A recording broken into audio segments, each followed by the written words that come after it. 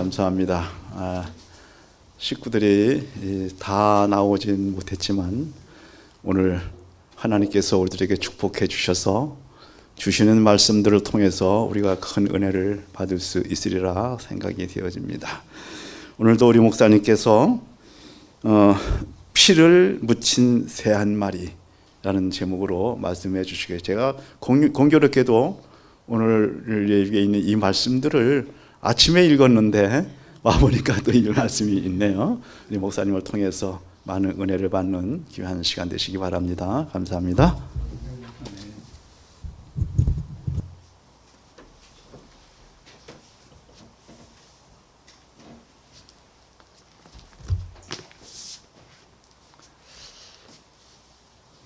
네, 우리 장로님 말씀하신 대로 제목은 피를 묻힌 새 한 마리라는 제목으로 우리 함께 말씀 나누겠습니다.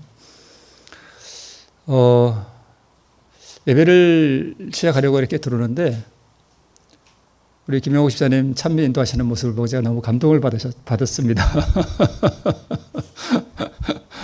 아주 힘차게 찬미를 인도하시는 모습 너무 감사하고 제 마음이 제가 솔직히 콧등이 약간 시큰해졌어요.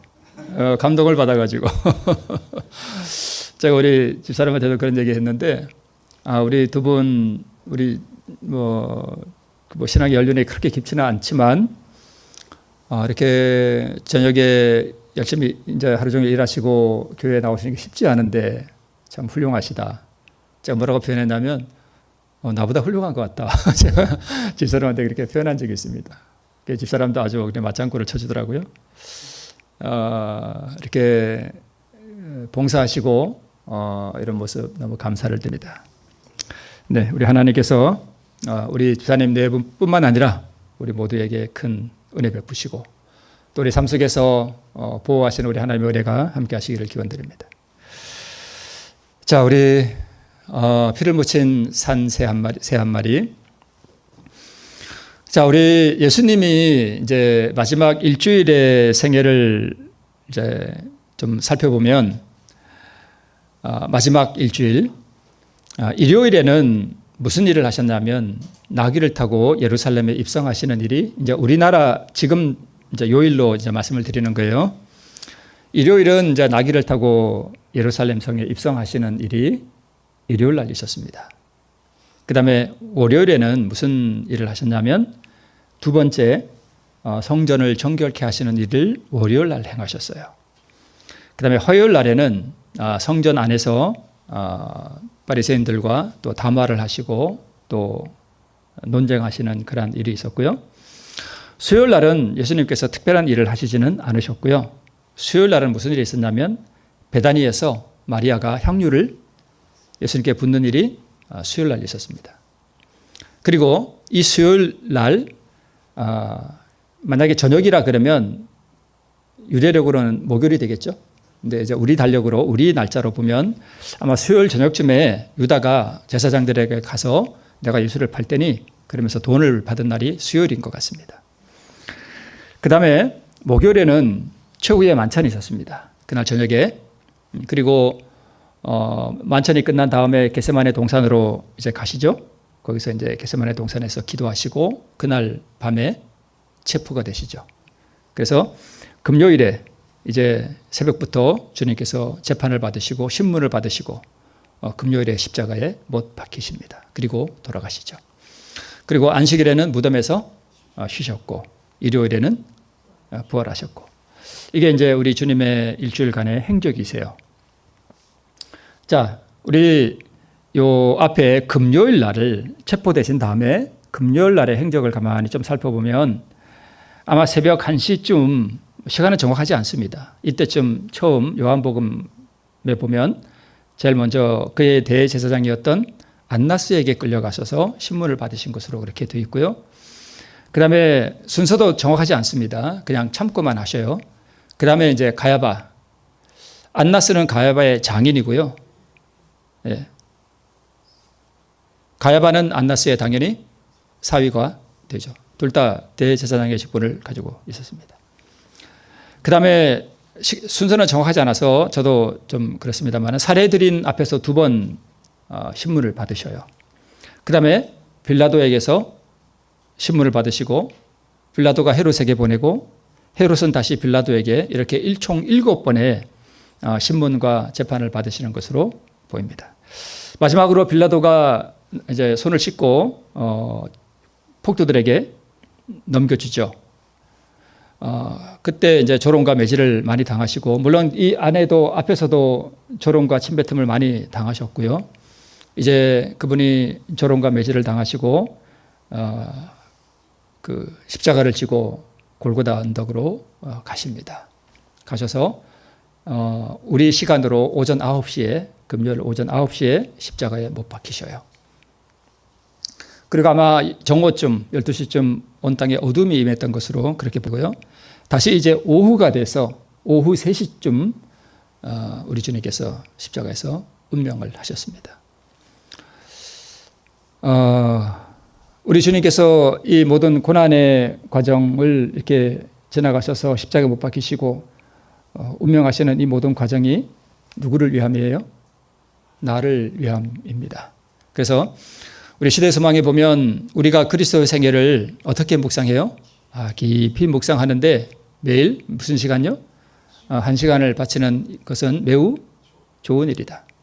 우리는 그의 생애를 한 조목 한 조목씩 연구하고 각 장면, 그러니까 신문 받으시고 재판 받으시고 끌려가시고 빌라도 앞에서 헤롯 앞에서 이런 모든 조목들을 부분을 우리가 연구하고, 특별히 그의 생애의 마지막 장면, 지금 마지막 장면이잖아요. 마지막 장면을 확실히 머릿속에 그릴 것이다 라고 우리에게 말씀하고 있습니다. 우리 주님께서 십자가에서 피를 흘리시고 운명하셨죠. 말씀을 전에도 한번 드린 적이 있는데, 생명이 어디에 있다고요? 생명이 피에 있다. 우리 레위기에서 보면 그렇게 되어 있습니다. 근데 또 의는 사랑이며 사랑은 하나님의 빛과 생명이다 그랬죠. 그러니까 결국 뭐와 뭐가 같은 거예요? 피와 의가 같은 거예요. 그러면 피를 흘렸다는 얘기는 뭘 흘렸다는 얘기예요? 이제 의를 흘린 거예요. 그게 그분의 생명이고 그 생명을 나에게 주시기 위해서 흘리신 거니까. 그죠? 의는 사랑이에요. 우리를 향한 사랑으로 그분이 그렇게 하셨습니다. 자, 우리가 흔히 죄를 뭘로 씻는다 그래요? 피로 씻는다 그러죠. 그러니까 지금 피가 없잖아요. 그죠? 피가 어디 있어요? 그죠? 무엇이 피냐 하면 의가 피고 의가 생명이에요. 그래서 우리의 죄를 씻는 그 피는 뭐냐 하면 그리스도의 의예요. 이건 제 얘기가 아니고 우리 증언에 이렇게 되어 있습니다. 그리스도의 의가 피를 씻는다 이렇게 되어 있습니다. 그래서 우리가 그분의 공로를 우리가 면밀히 살펴보고 그분의 그 행적을 우리가 따라가면서 이것이 누구를 위함인지, 그리고 이 그분의 공로를 우리가 깊이 묵상하고 그 공로를 나의 것으로 삼는 그것이 우리에게 대단히 중요합니다. 오늘 지금 이와 같이 그분의 생애와 그분의 공로를 묵상하고 또 그분과 교제하는 그러한 삶을 산 사람들로 대표되는 인물이 비유 가운데 누구냐 하면 슬기로운 처녀들이에요. 네. 근데 미련한 처녀들은 어떤 사람들인가 하면 이 예수님의 그 공로와 그분의 희생과 이런 것들을 받아들이고 그분의 인격과 인격이 만나서 묵상하고 교제하는 그러한 실질적인 경험이 없었어요. 다릅니다. 자, 우리 목사에게 보내는 권면에 보면 기름은 성령이기도 하고 또 뭐라고 표현하는가 하면 그리스도의 의예요. 그게 기름이에요. 그러니까 기름, 피, 생명 이게 다 같은 거예요. 그죠? 네. 그러니까 이 미련한 처녀들은 뭐가 없었냐면 등잔은 있었는데 기름이 없었어요. 기름이 없다는 얘기는 다른 말로 뭐가 없다는 얘기와 같으냐면 피가 없었다는 얘기와 같아요. 피가 없었다는 얘기는 예수님의 그 희생과 공로를 묵상하고 그것을 자기의 것으로 삼고 그 피에 자기의 죄를 씻고 그분의 공로를 통해서 자기가 살아간다는 것을 실질적으로 경험하며 살아가지 못했다는 걸 의미해요. 이 미련한 처녀에게 있어서의 이 성경은 그냥 하나의 죽은 문자에 지나지 않은 거예요. 실제적인 경험이 없었던 거예요. 그래서 그 기름은 그리스도의 의이면서 동시에 그것을 무엇을 표상하는가 하면 품성이에요. 내 품성이 아니라 누구 품성이요? 예수님의 품성이에요. 그래서 이 품성은 전가될 수 없습니다. 그래서 우리는 어디서 이 기름을 구하는가 하면 자 말씀드렸듯이 기름, 의, 또 생명, 피가 어디서 흘렀어요? 십자가에서. 그죠? 십자가에서. 그러면 피가 십자가에서 흘렀으니까 그게 의니까 의를 얻으려면 어디로 가야 돼요? 십자가로 가야 돼요. 그죠? 네. 십자가로 가야 돼요. 근데 지금 십자가 없잖아요. 그죠? 우리가 십자가로 간다고 해서 이스라엘로 갈 필요는 없잖아요. 그죠? 네. 자.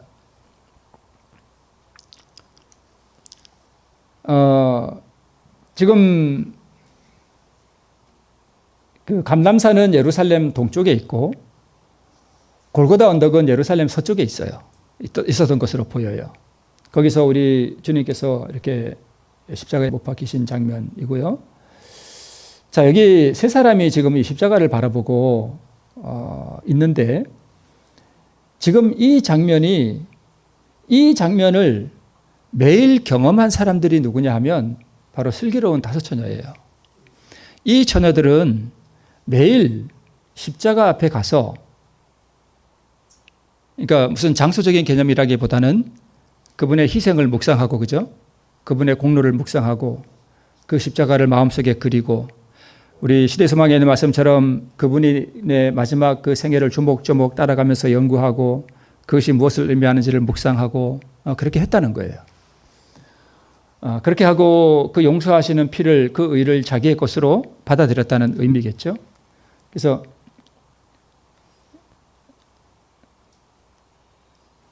네. 자, 예수님께서는 아버지 하나님이 어떤 분인지를 드러내기 위해서 이 땅에 오셨어요. 그리고 성령은 그러니까 예수님은 자기를 드러내는 게 아니라 아버지 하나님이 어떤 분인지를 드러내기 위해 오셨고 성령은 왜 오시냐면 예수님을 드러내기 위해 오셔요. 그분의 희생과 그분의 공로와 이런 것들을 우리에게 드러내 보여주시기 위해서 오시고 또 우리 각 사람에게 예수님의 그 희생과 그 공로를 우리에게 적용시키기 위해서 오시는 분이에요. 그래서 성령의 인도를 우리가 거절하지 않고 계속 따라가면 어디로 가게 되냐면 십자가로 가게 되어 있습니다. 그러니까 미련한 처녀가 성령을 표상하는 그 기름이 없었다는 얘기는 성령의 음성에 귀를 들을 만한 귀가 없었다는 얘기고 그 음성에 굴복하지 않았다는 뜻이에요. 그러니까 당연히 십자가가 기름 파는 곳인데 거기가 기름이 나오는 곳인데 거기를 가본 적이 없는 거예요. 당연히 기름이 없죠. 그래서 우리 심령의 죄와 그분의 의를 교환하도록 우리 성령께서 우리에게 촉구하셔요. 십자가로 가서 그분의 희생이 나를 위한 것임을 깨닫고 내가 내 죄를 그분께 드리고 그분의 의를 내가 받도록 성령께서 우리를 촉구하시는데 은혜의 시기가 끝나면 이 문이 우리에게 닫히게 됩니다. 그래서 슬기로운 처녀들은 어디에서 그 기름을 얻는지를 알고 또 어떻게 그것이 얻는지를 알고 그 기름을 얻는 방법을 뭐한 사람들이에요? 실천한 사람들이에요.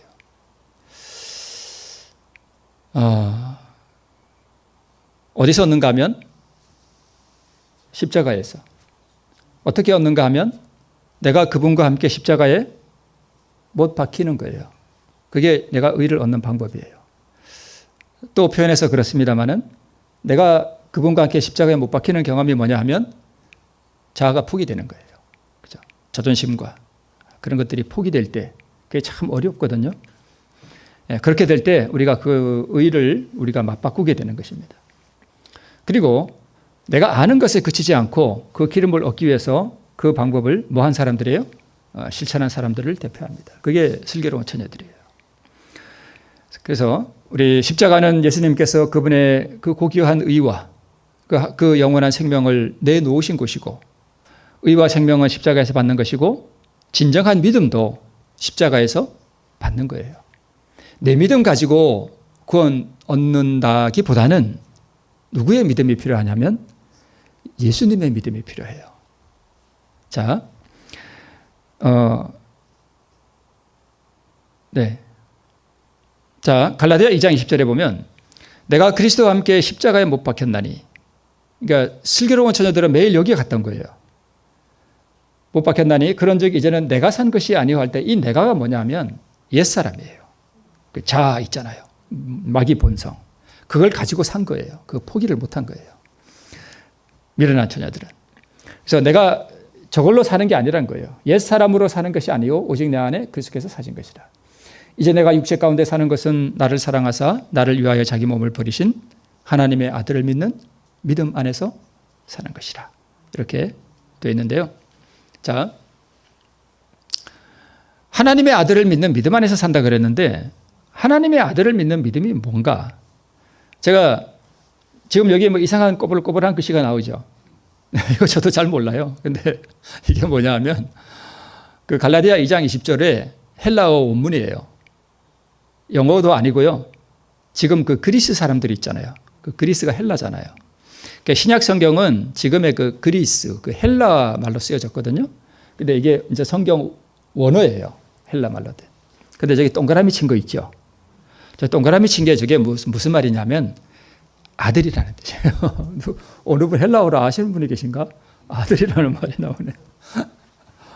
예, 저게 아들이라는 말이에요. 저게. 맨 꼬불꼬불 지렁이 같죠? 네. 저게 이제 아들이라는 말인데, 이제 아들이라는 말을 이제 이게 뭐냐면, 막 머리가 빙글빙글 돌죠. 이게 뭐냐면, 이제 맨 위에 있는 게 그 헬라어 원문이고요. 저 파란 동그라미 있죠. 저게 아들이라는 말이에요. 우리 여기서 본 거랑 비슷하죠? 요거랑 비슷해요. 저게 이제 아들이라는 말인데, 그리고 이제 그 밑에 빨간 글씨, 그 영어로 이렇게 뭐 NGMS 이렇게 써놓은 거 있잖아요. 그거는 뭐냐 하면 저 아들이라는 단어에 그 문법을 표시해 놓은 거예요. 그러니까 이제 그 우리 문법에 보면 주어, 뭐 소유격, 목적어, 뭐 하여튼 뭐 그런 문법이라는 게 있잖아요. 이제 그거를 이제 표현해 놓은 건데, 저 NGMS를 저거거든요. 근데 제가 저게 뭐냐면 이거의 약자예요. 저거의 약자예요. 근데 저게 무슨 뜻이냐면, 저 용어 있잖아요. 저게 무슨 뜻이냐면 문법에서 소유격을 말해요. 소유격이 뭐냐면 이것은 나의 것 할 때, 내가 소유하는 거잖아요. 소유격, 나의 할 때 그런 거. 나를 하는 거하고 다르잖아요. 나를 하는 건 목적격이라 그래요. 목적어라 그래요. 이거는 소유격이에요. 그러면 아들을 하면은 목적격이거든요. 그죠? 나를 하고 나의 하고 다르잖아요. 문법이 달라요. 근데 여기서 말하는 저 G는 소유격을 말해요. 그러니까 아들을 믿는 믿음이 아니에요. 아들의 믿음이에요. 그러니까 자, 아들을 믿는 믿음이라 그러면 그 믿음은 누구 믿음이에요? 내 믿음이에요. 그죠? 전혀 달라요. 그렇죠? 아들을 믿는 믿음은 내가 가진 믿음이잖아요. 근데 아들의 믿음 그러면 그 믿음이 누구 거예요? 예수님 믿음이에요. 그러니까 솔직히 좀 말씀을 드리면 번역이 좀 잘못된 거예요. 아들의 믿음이에요. 그리고 하나님의 아들을 믿는 믿음 안에서 사는 것이라 그랬는데, 아들을 믿는 할 때 좀 믿는이라는 말이 원어에 없어요. 없어요. 그러니까 아들의 믿음 안에서 사는 것이라 이렇게 번역을 해야 정확해요. 자꾸 꼬불한 글씨가 많이 나오네요. 제가 여러분 뭐 꼬불한 글씨 넣고 헷갈리게 만들려고 그런 건 아니고요. 이게 제가 이유가 있습니다. 저기 빨간 글씨는 하나님의 뜻이고, 파란 글씨는 아들의 뜻이고, 녹색 동그라미는 믿음이라는 말이에요. 네. 그러니까 하나님의 아들의 믿음이에요. 네. 하나님의 아들의 믿음 안에서 산다, 그런 뜻입니다. 그러면 제가 왜 말씀을 드리냐면 내 믿음이 아니고요. 누구 믿음이라고요? 바울이 자기가 하나님을 믿는 그 믿음 안에서 산다고 말한 게 아니라 나를 너무나 사랑하셔서 그 고난의 짐을 지시고 그 골고다 언덕에서 수족이 찔려서 나를 위하여 자기 생명을 영원히 포기하신 그분의 믿음 안에서 산다는 뜻입니다. 내가 가진 믿음은 별거 없어요. 약해요. 예수님의 믿음 안에서 산다는 뜻이에요. 나를 너무나 사랑했기 때문에 나를 위하여 자기 생명을 영원히 포기해버리신, 그래서 나를 사랑하사 나를 위하여 자기 몸을 버리신, 이 버리신이라는 뜻이 정확한 표현이 뜻이 뭐냐면 이렇게 넘겨주는 걸 말해요. 내가 가지고 있다가 우리 집사님에게 이렇게 넘겨주는 거예요. 그런 뜻이에요. 그러니까 나를 너무나 사랑하셔서 자기 그 영원한 생명을 나에게 뭐 해준 거예요? 넘겨준 거예요. 나한테 넘겨줬다는 거예요. 야, 내 생명이다. 너 가져라. 우리 각자에게 그렇게 넘겨주셔요. 네, 그런 뜻이 있습니다. 그래서 우리는 믿음으로 그분의 의를 얻지만 그분은 믿음으로 그 의를 만드셨어요. 그 영원한 사랑을, 의가 사랑이잖아요.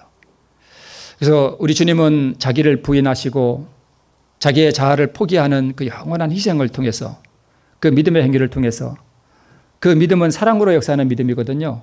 계시록에 금으로 표현되어 있잖아요. 라우디게 교회에 보내는 기별에. 그래서 그 사랑으로 역사하는 믿음으로 그분은 의를 만드셨어요. 그 견고한 믿음, 믿음의 창시자잖아요. 믿음은 예수님이 창시자이셔요. 그분이 창시자예요. 믿음의 주여, 제가 언제 한번 했죠? 믿음의 주여 또 온전케 하시느니 할 때, 믿음의 주 할 때 그 주는 창시자라는 말이에요. 처음 만드신 분이에요. 그러니까 의를 만드신 분은 예수님이세요. 그리고 그분이 만드신 그분의 의를 우리에게 나누어 주셔요. 그 믿음을 우리에게 나누어 주셔요. 그러니까 내 믿음이 아니라 그분의 믿음이에요. 네. 자, 그분의 믿음이 어떤 믿음이냐? 우리 시대소망에 있는 말씀을 한번 좀 읽어볼까요? 인성의 마지막 더할 나위 없는 희생으로부터 3번 움츠러드셨다. 그러나 이제 인류의 역사가 구주 앞에 펼쳐진다. 그분은 율법을 범한 자들을 그대로 버려두신다면 틀림없이 멸망당할 것을 보신다. 여러분, 십자가의 그 죽음이라는 게 예수님에게도 너무너무 두려운 거였어요. 그분이 뭐 이렇게 이제 예수님 3일 후에 봅시다. 그리고 그런 거 아니에요. 그 영원한 죽음을 당하신 거예요. 우리는 그 깊이와 그 두려움을 이해를 못해요. 이런 말을 하는 저 자신도 사실은 이게 입에 올릴 수 없는 사람이어서도 제가 어떻게 그분의 그 두려움이나 그분의 희생을 제 입으로 말을 하겠어요. 근데 저 같은 사람이도 해야지 어떻게 해요. 그죠? 네. 그분은 율법을 범한 자들을 그대로 버려두신다면 틀림없이 멸망당할 것을 보신다. 그분은 인류의 무력함을 보신다. 그분은 죄의 세력을 보신다. 운명 지어진 세계의 재난과 비탄이 그리스도 앞에 떠오른다. 그분이 겟세마네에서 기도하실 때 사단이 유혹하잖아요. 버려두고 돌아가라. 버려두고 돌아가라. 인생들을 봐라. 누가 구원 얻겠냐. 예수께서는 세계의 절박한 운명을 바라보시며 결심하신다. 그분은 자신에게 어떤 희생이 요구될지라도 인간을 구원하려고 하신다. 그러니까 이게 예수님의 믿음이에요.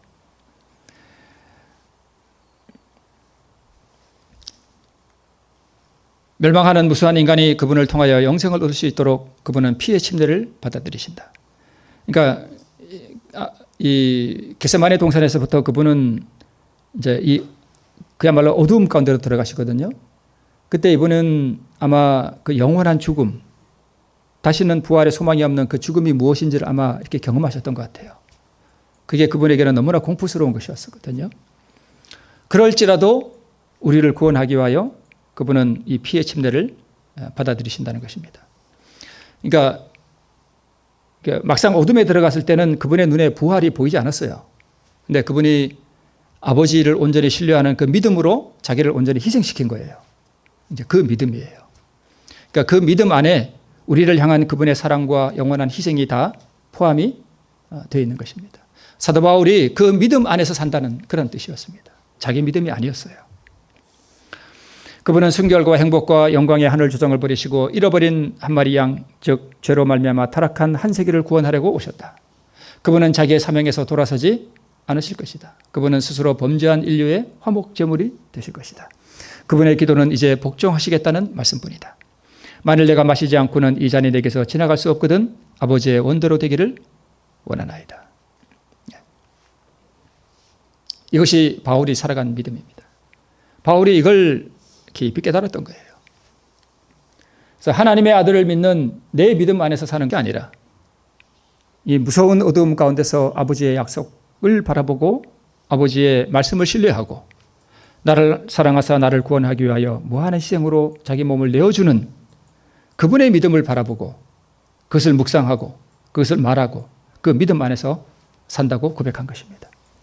그래서 사도 바울도 나는 날마다 죽노라 그러면서 자기를 부인하고 자기 십자가를 지고 주님을 따라간 것이죠. 그 믿음을 말하는 것입니다. 네. 내가 예수를 믿는 믿음도 있지만 예수께서 가지셨던 그 믿음 안에서 내가 산다는 것입니다. 믿음은 어디서 나와요? 말씀에서 나와요. 말씀에 나타난 그분의 희생과 공로를 내가 받아들이고 생애를 묵상하고 그분의 그 거룩한 인격, 그 순결한 인격, 그 온유한 인격을 내가 날마다 바라보고 묵상하고 교제하는 그 일들을 통해서 내가 그분의 믿음을 얻는 거예요. 네. 자, 그리고 그분의 인격과 품성을 알고자 노력함으로 믿음과 의를 더욱 얻습니다. 우리는 이 믿음으로 환난의 때를 이길 수가 있습니다. 네. 사람이 구속주의 역사와 친숙하게 될 때 자기 속에 심각한 결점이 있음을 발견하게 된다.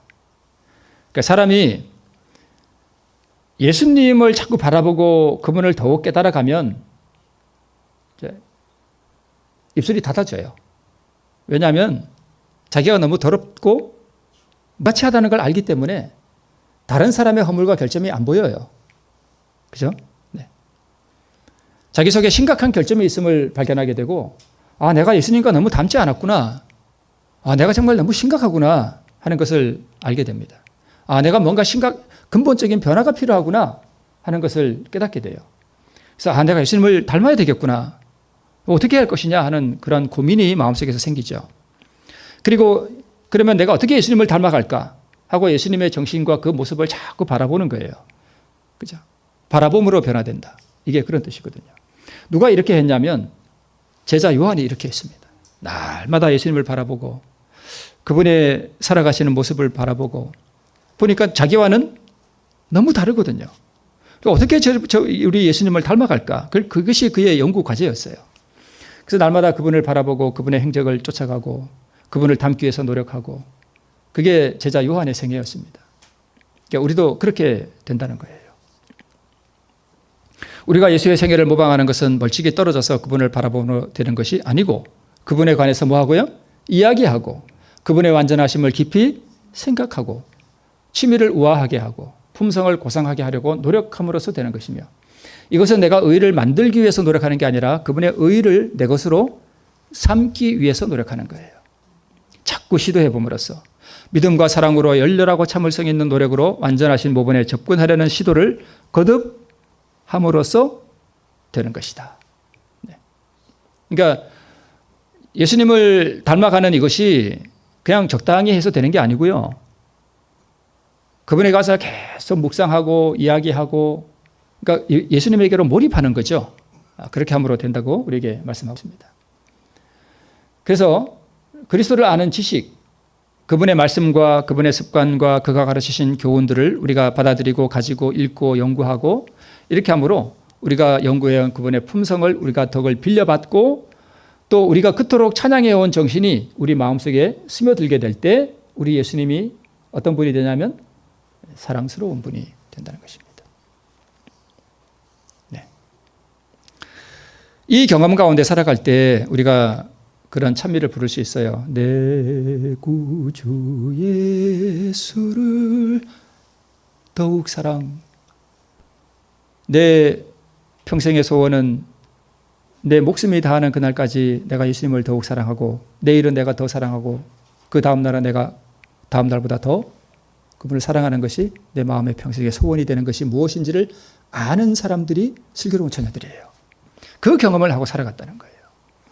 그러니까 미련한 처녀들은 그 경험을 모르고 아무 감각 없이 그냥 살아간 거예요.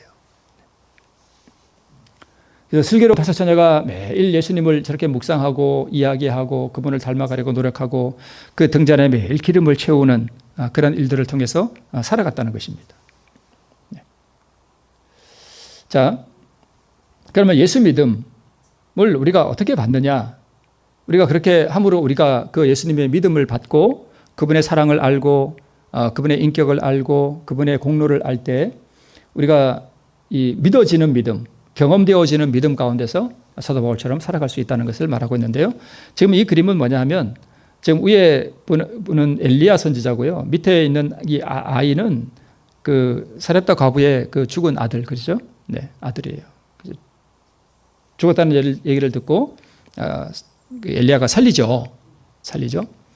그래서 이 살린 아들을 이제 그 다락에서 내려와서 이 주모에게 줬을 때 이 주모가 한 말이 뭐냐면 내가 이제야 당신은 하나님의 사람이요 당신의 입에 있는 여호와의 말씀이 진실한 줄 아노라.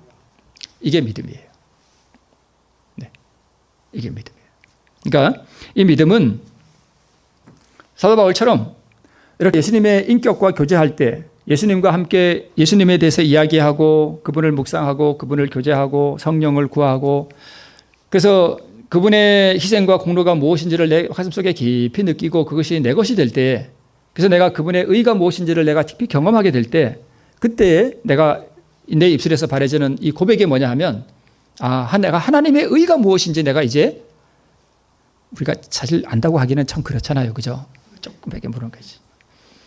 그럴 때 우리 마음속에 뭐가 생기냐면 믿음이 생겨요. 주님이 그런 분이구나. 그러니까 경험적 지식을 말하는 거예요. 그러니까 슬기로운 처녀가 이렇게 살아간 것이죠. 내가 이제야 아노라 할 때 저 아노라가 그 히브리 말이거든요. 저거는 아까는 헬라어였고 저건 히브리 말로 야다라는 것인데 저 경험적 지식을 말해요. 아담이 그 아내와 동침하며 할 때 그 동침이 야다예요. 안다는 뜻이에요. 그러니까 우리가 믿음이 언제 생기냐? 우리가 주님을 뭐 할 때? 알 때. 사도 바울이 주님을 알잖아요. 그죠? 그러니까 예수님의 그 믿음 안에서 내가 산다라고 고백하고 있었던 거예요. 네. 경험되어지는 믿음을 말하는 것이죠. 이건 나만도 마찬가지예요. 구원받고 난 다음에 내가 이제 온 천하에 신이 없는 줄을 이스라엘 외에는 내가 뭐 한다? 안다. 같은 거예요. 사도 바울이 경험했던 그런 믿음이죠. 그래서 슬기로운 처녀들은 나를 사랑하사 자기 몸을 희생시키신 그분의 사랑과 그분의 믿음 안에서 성령과의 교제를 통해서 그분을 점점 닮아가는 것이 무엇인지 실제적으로 경험하며 살아갔다는 것입니다. 자, 오늘 이제 본문의 말씀인 이 문둥이의 정결 예식을 보면 문둥이가 이제 걸렸다가 문둥병에서 나으면 근데 이게 이제 진짜 문둥병인지 아니면 그냥 피부병인지는 정하지 않아요. 네. 그런 이제 어떤 피부병 같은 데서 걸렸다가 나으면 정결 예식을 하게 되는데 먼저 뭘 준비하냐면 산새 2마리. 이 산새는 저기 높은 산 그게 아니고 살아있는 그런 뜻이에요. 살아있는 산새 2마리, 살아있는 새 2마리, 그 다음에 또 백향목. 백향목이 우리는 뭔지 잘 모르겠어요. 그죠? 네. 100가지 향이 나나 봐요.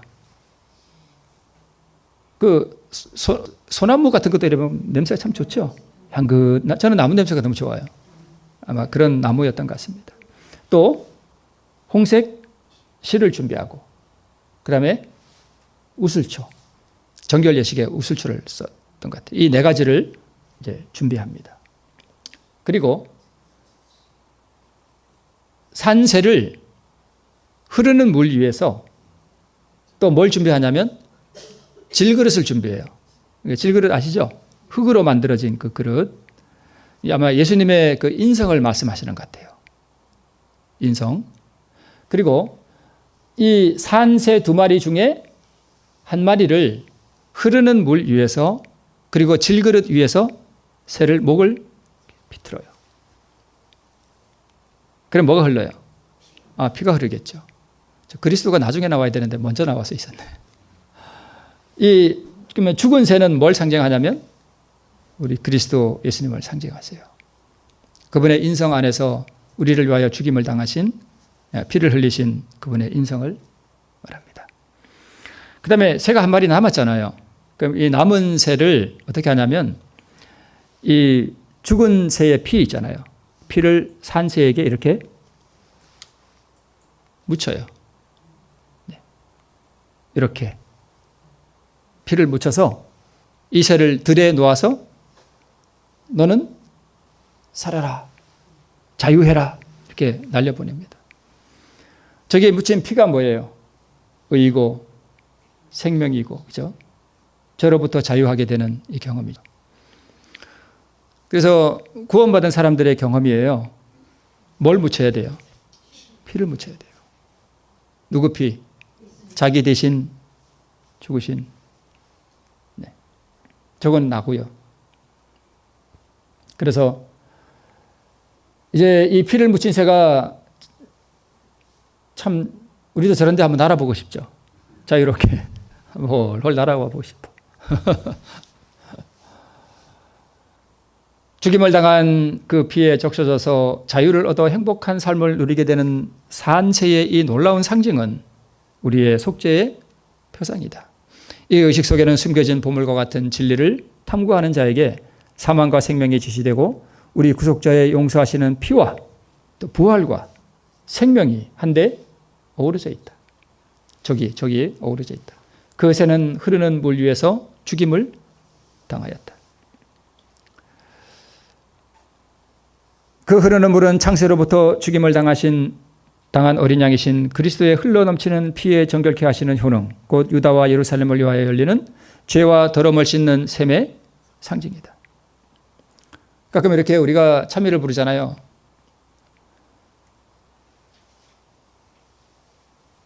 오늘 마치는 찬미가 우리 침례식 때 부르는 노래인데 정하게 되겠네 하는 그 찬미, 그게 우리 찬미 282장을 보면 우리가 참 이 노래를 부를 때 이 셈의 죄를 씻으면 정하게 되겠네 할 때 우리가 그 찬미를 가만히 부를 때 우리의 죄를 용서하기 위하여 주님께서 이 흐르는 물 위에서 피를 흘렸을 때 이 흐르는 물 위에 이 죽은 새의 피가 사실은 묻혀 떨어지잖아요. 그럼 이 피가 흘러서 온 세계에 흘러나가잖아요. 이 넘치는 주님의 용서하시는 은혜의 피를 씻는 죄의 셈이 끊임없이 이 세상에 흘러내리는 것을 우리가 묵상할 때 참 마음이 참 뭉클해지잖아요. 그죠? 네. 그래서 우리의 죄의 이 더러움을 씻는 셈이 흘러넘치는 이 은혜의 기회에 살고 있다는 것이 우리에게 얼마나 감사한지 몰라요. 그래서 우리는 그리스도의 속죄의 피에 자유롭게 접근할 수가 있다. 우리는 이것을 죄 많은 인간에게 언제나 허락되어 있는 가장 귀중한 특권으로 또 가장 큰 축복으로 여겨야 한다.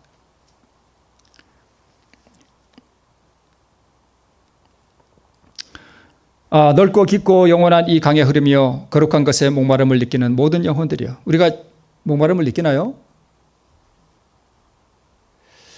여기에는 평안과 안식이 있으며 갈증을 해갈시켜 주시는 성령의 감화가 있으며 그리스도와 동행하는 거룩하고 평화로운 발걸음과 그분과 갖는 귀중한 교제가 있다. 그러니까 교제한다는 게 뭐예요? 이거예요. 매일 이 피를 바라보고 이것을 나한테 적용시키고 나한테 묻히는 거예요. 매일. 그죠? 네. 그렇다면 우리도 요한과 함께 세상죄를 지고 가는 하나님의 어린 양을 보라고 말할 수 있지 않겠는가? 네. 성령과의 교제, 성령과 의를 사모하고 거룩한 것을 사모하는 마음을 우리 주님께서 우리에게 주시고 그리스도의 인격을 바라보고 그리스도의 아름다우심을 묵상하고 또 순결하심과 거룩하심을 얻고자 갈망하고 예수를 바라보고 노래하고 묵상하고 이것을 구할 때 우리는 점점 그분의 희생시키신 그분의 의와 또 그분의 생명을 우리가 받게 되고 그분의 믿음 안에서 살게 되는 것입니다.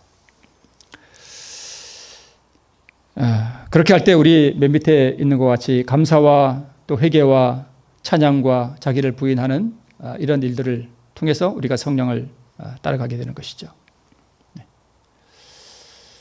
네, 우리 마태복음 25장 12절에 보면 우리 그 신랑이 미련한 처녀들에게 한 대답이 뭐냐면 진실로 너에게 이르노니 내가 너희를 알지 못하노라 하였느니라. 왜 알지 못해요?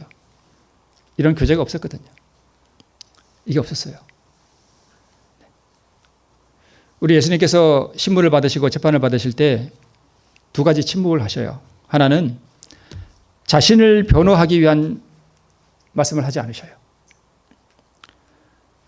갈바에게 신문을 받으실 때 사람들이 너 사흘 만에 성전 허물고 새로 짓는다 그랬지? 그럴 때 예수님께서 뭐 하셔요? 아무 말씀도 안 하셔요. 자기를 변호하지 않으셔요. 근데 또 한 가지 다른 침묵이 있는데 헤롯 앞에서 헤롯이 이것저것 예수님께 물었을 때 예수님께서 아무 대답도 안 하셔요. 왜 안 하셔요? 헤롯은 이미 은혜의 강을 건너 가버렸어요. 대답할 필요가 없어요. 그러니까 미련한 처녀들은 이 성령의 음성을 듣고 하나님의 음성을 듣고 그분과 교제하는 이 귀가 점점 멀어져서 그게 뭔지를 몰라요. 그래서 왜 미련한 처녀인가 하면 자신의 상태에 대해서 전혀 무감각해요. 몰라요. 성령과의 친숙한 교제가 무엇인지도 모르고 그래서 나중에 신랑이 왔을 때 내가 너희를 알지 못한다라고 말을 들었던 거예요. 그래서 우리에게 가장 중요한 것은 바로 이거예요. 주님과 교제하는 거. 그분의 희생과 그분의 고난을 우리가 묵상하고 네. 나발도 마찬가지죠. 그 이름이 나발이라. 그는 미련한 자니다. 다윗이 나발이 뭐라 그래요? 다윗은 누구며 이새의 아들은 누구뇨? 그러니까 미련한 처녀들이 신랑을 몰랐던 것처럼 나발도 왜 미련하냐면 누구를 몰라요? 다윗을 몰라요. 그리고 다윗과 척을 지죠. 다윗과 원수가 돼요. 조롱합니다. 그리고 이 나발은 뭘 몰랐냐면 하나님께서 다윗을 이스라엘의 왕으로 삼았다는 사실을 그걸 몰라요. 그분이 장차 왕이 될 때 그러면 몰라요. 그러니까 다윗은 누구뇨? 그러면서 무시했거든요. 그래서 미련한 거예요. 다윗을 친구로 삼지 못했습니다. 그게 미련한 거예요. 이제 마치면서 우리에게 정말 중요한 것은 우리가 날마다 우리 주님의 마지막 생애들을 조목조목 연구하고 그분이 무엇을 위해 이러한 고난을 치르셨는지를 우리가 날마다 묵상하고 이야기하고 그래서 날마다 죽임당하신 어린 그 새의 피를 우리 마음에 바르고 감사와 찬양 가운데 자유하는 이 새의 경험을 하게 되시기를 간절히 바랍니다. 나를 사랑하사 자기 몸을 내어주는 하나님의 아들의 그 믿음 안에서 우리가 정말 평안과 쉼을 얻는 우리 모든 성도들 되시기를 바라면서 말씀을 마치겠습니다.